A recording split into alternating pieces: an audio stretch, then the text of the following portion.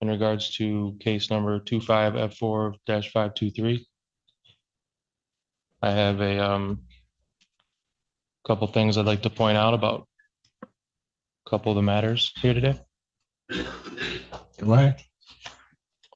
In regards to count 3, MCL 750197, lawfully detained or imprisoned in jail or confinement. Judging by the definition of the statute itself, Your Honor, it compels us to conclude that one has to be lawfully imprisoned or in jail. Jail being a facility operated by a local unit of government for detention of persons charged. At this location, defendant was located in a hospital and not a confinement by government agency or jail. So I'm requesting that that charge is invalid on That its were going face. to be addressed, that would be addressed at the preliminary examination, sir, as to the sufficiency of the charge. So if you're making a motion that I dismiss it at this point, that motion's denied. Okay. Further in count 2 and count 1, actually, Your Honor, both of these were, I don't know the procedural process or when it should get raised, but both of them are Fourth Amendment violations. And furthermore, on count 2, MCL 257.904, that the license of the defendant was revoked or suspended, given the statute as well, Your Honor. That would require the prosecutor to prove that the license was revoked or suspended at the time of the arrest, and that defendant was notified, and that the defendant operated a vehicle on a highway or roadway. I challenged the prosecutor to prove all 3. Sir, do Yes, you sir. wish to have a preliminary examination in this? I'm making sure we're prepared for it, but yes. What'd you say? Making sure we're prepared for it, but yes, I am. What are the other options? I'm requesting all the charges are dismissed, a motion for all. Welcome back, everyone. Today, we're diving headfirst into some of the wildest courtroom chaos you'll ever see. First up, we've got Daniel Nkua, a self-styled sovereign citizen who thinks he can outtweet the Michigan legal system. He's taking on multiple charges, including DUI, eluding police, and escape from custody. But here's the kicker. He argues he wasn't even in jail. Over the next hour, we'll witness jaw-dropping courtroom antics, questionable logic, and a judge who is not impressed. Stick around, because by the end, you'll see why playing fast and loose with the law never ends well. And yes, this one's pure entertainment. Let's jump in. Examination and make your arguments, then it might be that they would be dismissed at that point, but they're not going to be dismissed on an oral motion before this. Ms. Lobby has let me know that all paper discovery has been sent to Mr. McLuhan in jail. There are USB drives with video. A number of agencies were involved in the Michigan State Police case, so they responded to assist. I believe she has obtained all of those videos, and those will be sent interdepartmental to jail staff to serve on Mr. McLuhan. I expect those to be in the interdepartmental mail tomorrow. Got it. Okay, so we're not ready. He hasn't gotten the video. He has all paper discovery, but he does not have all video discovery. I expect that'll happen. So I'm not sure. So, Mr. McGill, are you going to have an objection to an adjournment so that you can see all of the discovery that they have prior to setting this for preliminary examination? Your Honor, I didn't know what hearing I was prepared for today. I was preparing to cross-examine the officers today, with or without the video evidence. So given that that's not the case and the officers are not here, I would like a speedy trial. I would like to invoke my right to a All right. speedy So trial. you want your preliminary examination. Those are coming down to the jail to him. I expected he would have them early next week, so if the court follows its normal setting for preliminary examination, I would expect. I would set it for the 19th and to then have them as well. he'd have them well in advance, and I guess I'll do it that way. Prior to setting the preliminary examination, it's being a critical process, a couple of things that the court wants to do. Mr. Magoo, starting in case ending in 0979. Mr. Magoo, you are before the court on a felony complaint that alleges 4 different counts, or 5 different counts, excuse me, including and eluding 4th degree, which is a felony punishable by up to 2 incarceration, $2,000 fine plus court costs. Count 2 is operating an unregistered vehicle, which is a misdemeanor, punishable by up to 90 days. Operating without security, which is a misdemeanor, punishable with not more than 1 year or less than a $200 nor more than $500 fine plus court costs. Count 4, operating while license suspended, denied, and or revoked. That is a misdemeanor, punishable by up to 93 days. $500 fine plus court cost, and your vehicle would be subject to mobilization. Count 5 is refusal to obey a lawful traffic order of a police officer. That's a misdemeanor, punishable by up to 90 days, $100 fine plus court cost. Those events are alleged to have occurred on July 3rd, 2025, I-94 near Parker Road in Scioto Township. That is on the one case. On the other case, which is a 3-count complaint, that 3-count complaint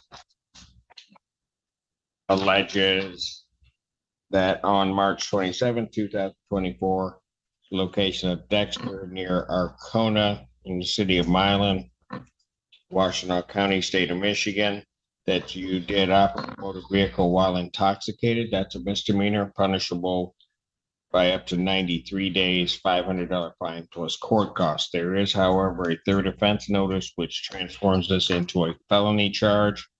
It's punishable by up to $500 to $5,000 fine plus court costs, 1 to 5 years in jail, probation with 30 days or 1 year in jail, or at least 48 hours to be served consecutively, and 60 to 180 days community service, any rehabilitative programs the court deems necessary.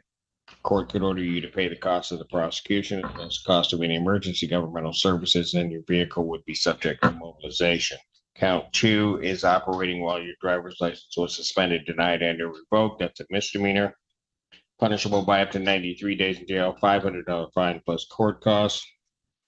Count 3 is lawful escape from custody, or escape from lawful custody, excuse me. That's a misdemeanor, punishable by up to 1 year, $1,000 fine plus court costs. Mr. Magoo, yeah, I would just ask, do you still wish on representing yourself, sir? Your Honor, I will. I have requested assistance, given that I am incarcerated and I have no way to. Do you wish to be represented by an attorney, sir? I would like legal assistance. What do you mean by that? Would you like to be Well, represented by? I've called the Well, Mr. prosecutor. Magoo, we go through this every time. So here's what I'm going to do. I'm going to advise you that there are great perils in representing oneself. I've told you about that before on numerous occasions. That I would treat you the same as I would treat anybody else. You would have to know the Michigan court rules. You'd have to know courtroom procedure, and that you would be treated the same, not any more favorably, not any worse, as you would go through these proceedings. If you wish to represent yourself, you may proceed with the court's admonishment. Now, watch closely here. Mkuu is attempting to argue that his charges are invalid because, according to him, he wasn't lawfully imprisoned. He was in a hospital. This is classic sovereign citizen strategy. Pick apart legal definitions to avoid accountability. But the judge isn't buying it. Notice the calm, methodical responses. Motion denied. That's courtroom authority in action. Ku's insistence on self-representation adds another layer of drama. He's technically allowed, but the court warns him repeatedly about the risks. Already, we see tension building. Will he play smart and follow the rules, or spiral into chaos? This is a perfect example of courtroom procedure colliding with theatrical antics, and it's fascinating to watch. My understanding is that he is still being held, regardless of what the bond would, in this case, he's being held without bond in Judge Slay's case. That's my understanding. That his bond has been denied, so. That's what I- What I would. Mr. Chota said. In any event, but also given the fact that one of the charges is the escape from lawful custody, that in and of itself, in this court's mind, makes the defendant a danger for a risk of flight. Also, the nature of the charges, the fleeing and eluding police officers, as well as the operating while intoxicated, now at least alleged his third time around. Also, this court's mind, the defendant, this court would consider a danger to the public. So the extent that he is asking that I modify his bond conditions in his bond in this case, that motion is denied. Bond will continue as it is.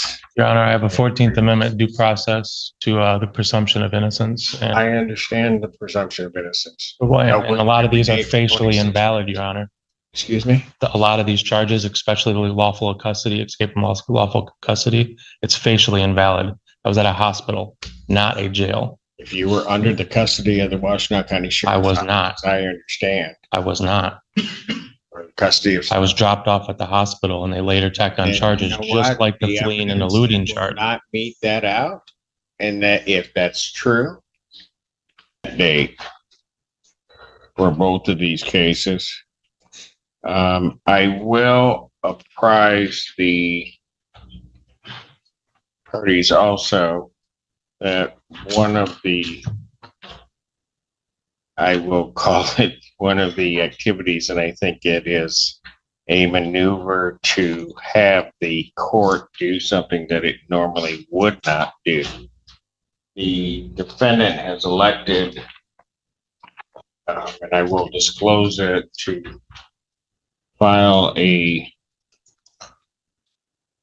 civil claim as against me and a slew of other parties. Oh yeah, in that regard, Your Honor, Many of those, do not interrupt me. Including many that I don't even know the connection. Court has, this judge, upon receiving this, two things. I read through the complaint to determine whether or not it would on its face create a conflict with court. I consider it, quite frankly, to be frivolous. The complaint itself, do not see that as a necessity for me to recuse myself from this gentleman's proceedings, because I think that's precisely what he wants to have happen, and that is attempting to manipulate the system.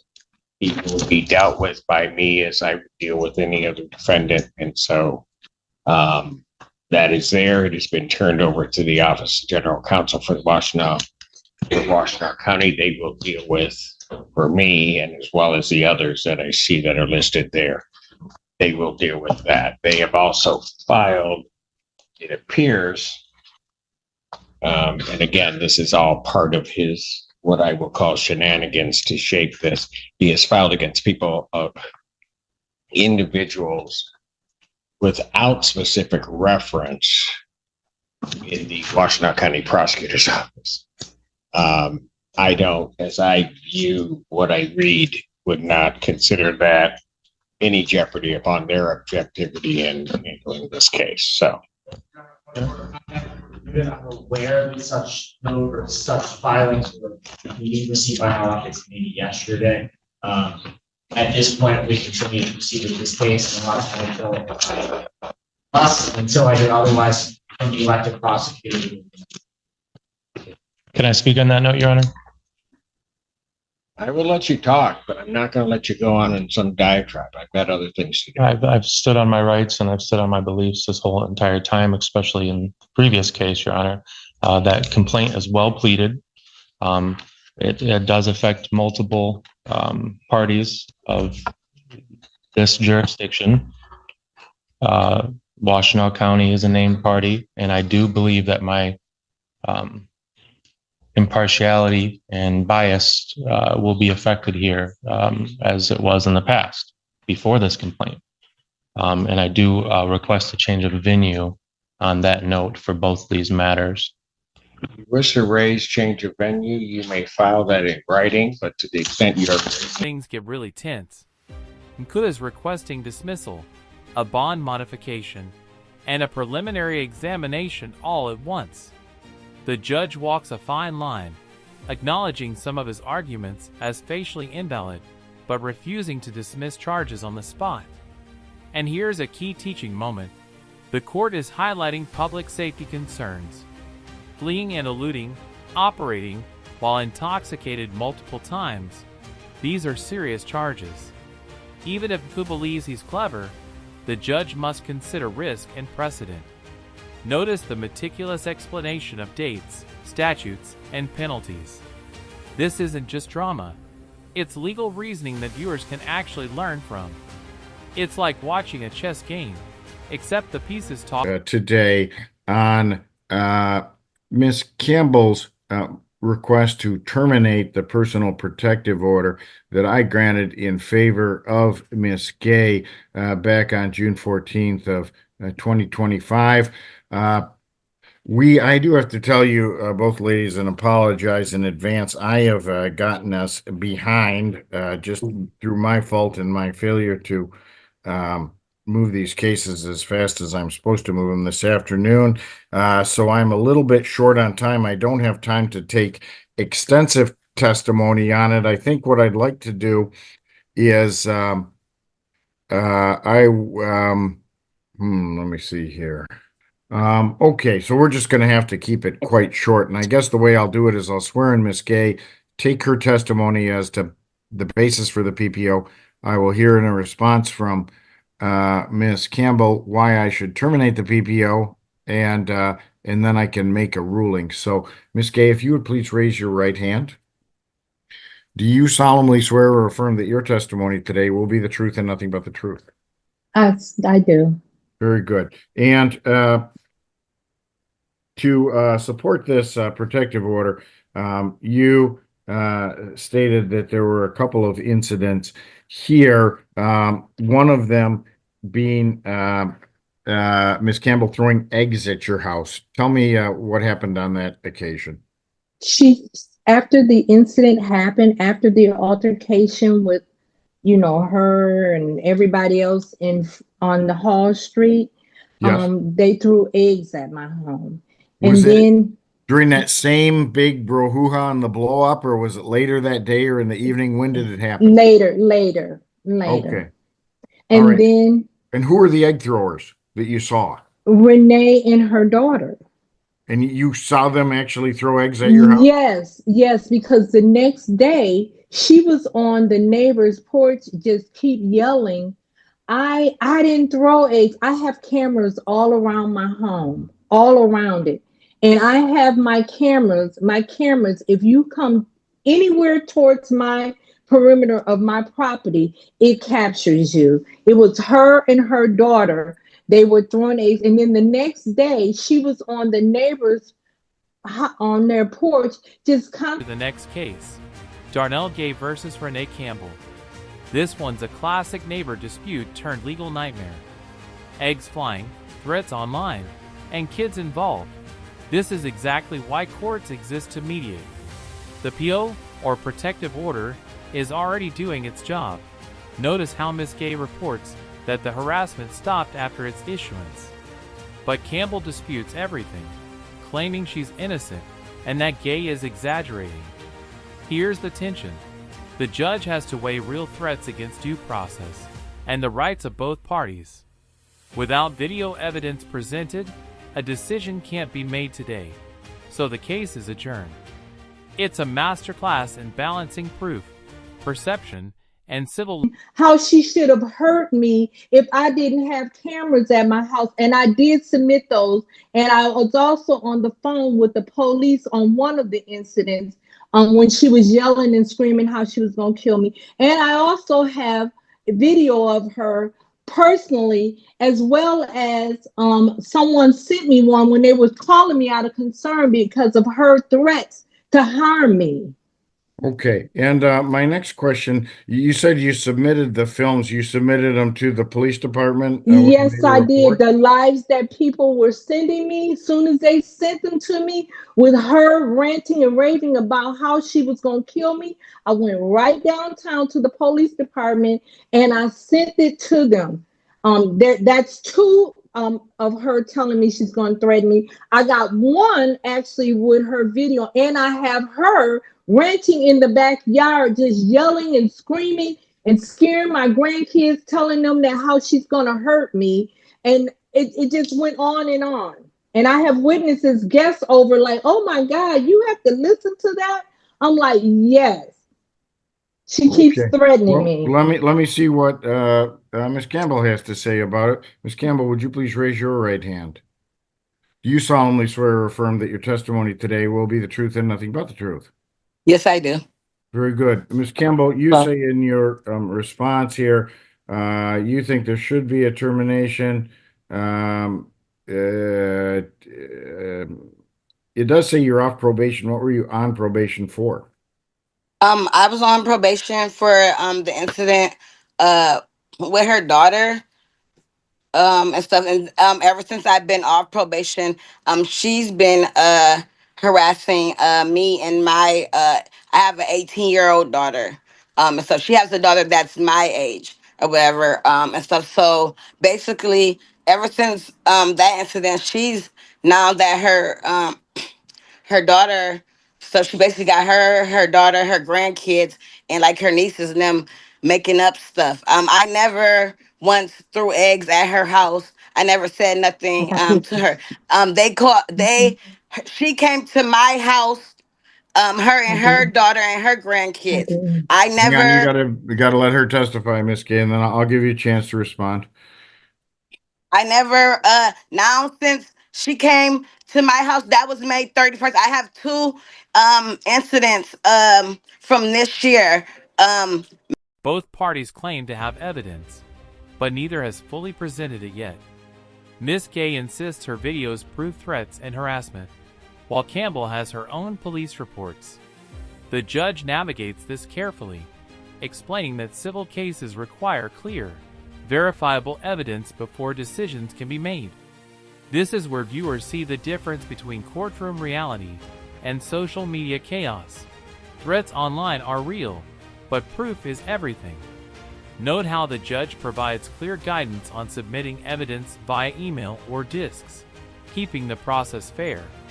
It's a subtle reminder that the court is structured, methodical, and designed to prevent abuse while sometime after like then in July in June or something, that's when she's making these reports. I never threw eggs at her house or whatever, and I would never turn my 18-year-old daughter to throw eggs at her house.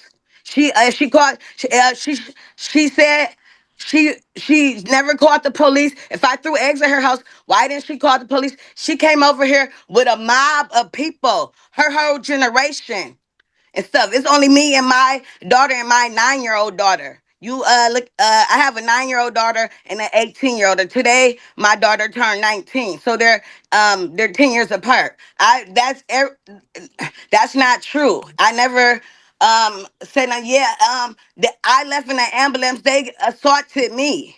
Her and her kids. And she has the background. You can look on the camera. She drove her car over to my house.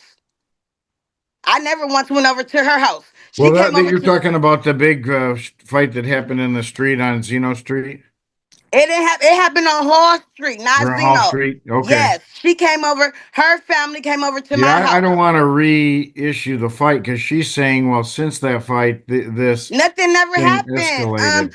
Since after that, yes, she's been calling CPS. They've been calling the city. They've been calling, making now she's trying to do a PP or interfere in her life or whatever. Lady, I've been staying here for 3 years. I never come on now. I never said nothing to her. I never some eggs. It, And you're not yelling at her from the back porch where she could no, hear it from her no, house. I am not. You can ask the judge. You can get active and come to the neighborhood. I've been staying here. They saying that me and my kids, now she's going around saying my 9-year-old daughter with a taser. They brought the taser to the fight, and then my 9-year-old daughter Yeah, picked it well, the up. taser's not part of this I PPO, so know, I'm gonna but this leave is that it. thing But it alone. was led up to. It's what leading up Yeah, to this I get mess it. or whatever and stuff. Um, Let I me never bounce said back to nothing. Miss Gay and I ask her about that. Miss Gay, have you been making CPS calls about Miss Campbell's parenting? I have never called CPS. Miss Campbell, Judge, I have proof of everything that I've submitted. I have proof of her. I have my ring camera is what her coming in the backyard yet threatening me. I also have her on Facebook. I have all of the recordings as far as her talking about. I came around and Miss Campbell don't understand it. She doesn't want to tell the truth. When I came around there, I tried to ask them not to have any altercation, and she keeps making up this stuff like nobody wants to harm her. I don't have no business like messing with her, and she doesn't have any messing with me. I'm not that type of person. She was found guilty for whatever reason with her and my daughter. I don't get in that stuff. I'm a whole grown person and an individual. I ask that you please keep this granted, because ever since you've granted this PPO, the yelling has stopped. I have not been threatened. She has not been online posting things about me. So I ask you, please, for the This is what happens when defendants refuse to cooperate with even their own attorney. He cusses, argues, and essentially sabotages his defense. Watch the lawyer patiently trying to guide him, while the court repeatedly warns him about the consequences. Thorne's behavior exemplifies exactly why self-control is critical in court. Here's a lesson for everyone watching. No matter how justified you feel, disrespecting procedure or legal counsel doesn't help your case. It only escalates it. The judge handles it professionally, granting brief pauses where needed, but keeping the process moving. This is tension at its peak, a defendant versus the system, and the system is... We can go in a breakout room and you can ask me. I just want to make sure that everything was gone over with you prior to going on the record. I don't agree. I don't agree with any of this, but I don't really feel like it matters. I'm just trying to get it done in the least way possible. Mr. Thorne, so I have to state that anything that you say can and will be used against you at trial later on if that's what you decided to do. So if you have any questions or concerns or anything, that we could go into a breakout room, okay? So I think going in a breakout room would be appropriate, Your Honor. Questions? I just want to get out of jail. So it don't really matter. Thorne, if we could please go in a breakout room. Of course. Mr. Thorne, you're going to be receiving on the screen there in front of you an invitation to go into a breakout room so that you can speak privately with Ms. Arnold. Please accept that. After the two of you have completed your conversation, we can proceed with this case.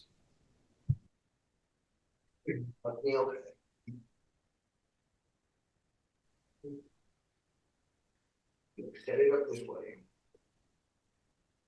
So I'm going to plan to stay in jail for a while then. Mr. Thorne, everything that you state can be used against you at trial. So please refrain from stating anything on the record. It goes to will, man, and I know that. But you know that too. Ever since the day one. Thorne, please. No. You guys are just gonna keep me in jail? For what? Mr. Thorne, please. Madam Clerk, the city is this still being recorded? The city's requesting Leo Daniels, a squatter claiming he didn't receive service despite clear evidence otherwise. The tension is palpable. Daniels insists he's unaware, yet the court officer's testimony and postings prove otherwise. This is a textbook example of why ignoring court notices is a terrible strategy. The judge explains the rules plainly. Just saying you didn't get notice doesn't override proper service procedures. And look at the subtle humor here. Pay your rent, accept service, And don't expect the universe to rewrite reality. Viewers, take note. Legal systems operate on verifiable facts, not self-serving narratives. Daniel's argument may have sympathy points, but it's legally doomed for